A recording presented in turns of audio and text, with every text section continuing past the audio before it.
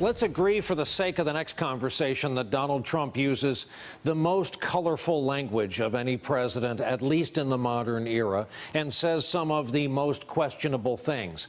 And that is where our next guest comes in. John McWhorter is a linguist.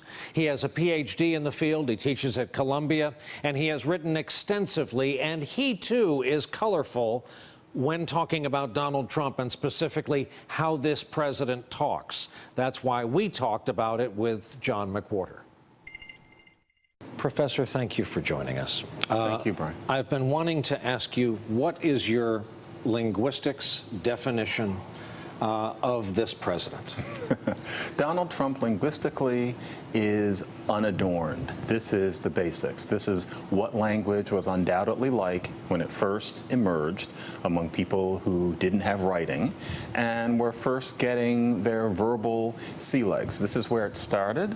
And so in that way, as in so many others, Donald Trump is an original. That would mean that education and schooling has had no effect on his use of language. He's quick to remind us that he went to the best schools. And he learned nothing in them. He speaks like someone who paid no attention to one of the goals of education, which is to refine our natural inborn proclivities of speech, which are great for casual circumstances. But he uses those same ways of speaking in what most of us used to consider formal and important circumstances. I think in your line of work they call it a tag, when something is added to the end of the traditional sentence. So often he will tag a sentence with believe me, an enforcer, something he thought was lacking in the original sentence.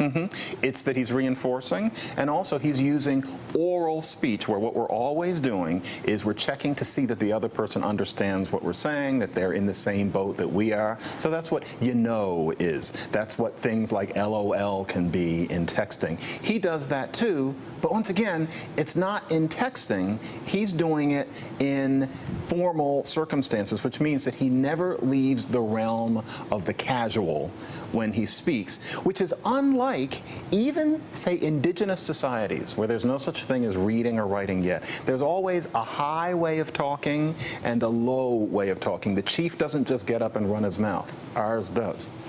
There's a friend of our broadcast, Eli Stokols, who works for the Wall Street Journal, who has covered him now for some time, and says about Donald Trump there are visual and audio tells that he peppers his speech with, where if you know what's coming, you know what's coming. I want to run a montage of a Trump phrase, people don't know. And in Eli Stokols' reading of it, people don't know for Donald Trump means I just learned. Here's the examples. France is America's first and oldest ally. A lot of people don't know that. Our first Republican president, Abraham Lincoln, ran his first campaign for public office in 1832. Great president. Most people don't even know he was a Republican, right? Does anyone know? A lot of people don't know that. People don't realize we are an unbelievably divided country. Now, I have to tell you, it's an unbelievably complex subject. Nobody knew that health care could be so complicated.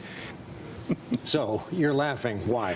Well, that aspect of him, I can't say anything particularly linguistic about it. It's because he has this need to be the alpha male. That business of most people don't know this is coming from that same well. The idea is that he's always the one who's one step ahead. And in that, frankly, I don't find him linguistically challenged as much as just somebody who's rather oddly adolescent for somebody who's a senior citizen. What about his other favorites? Believe me, and more than ever before, or more than we've ever seen before?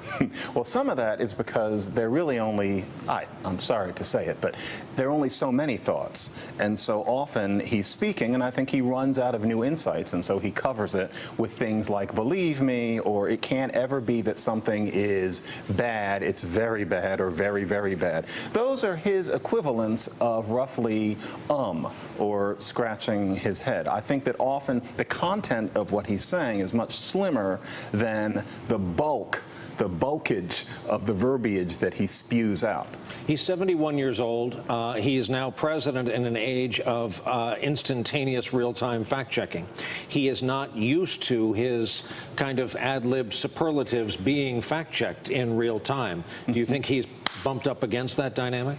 Yeah, it's unfortunate because I don't think he's going to change in that way. He simply has no deodorant-wearing Sunday best way of speaking, and that includes that you have to have a more responsible sense of truth than when you're just BSing with your pals. When we speak casually all the time, we say things where maybe if we checked up on it, things might be different. He doesn't understand that if you're president of the United States, you can't just talk. It looks like you're just talking because you're moving your mouth and vibrating your vocal cords, but there's this other art that you're supposed to master. He wasn't interested in that sort of thing, say, in school. This is somebody who is numb to the artful.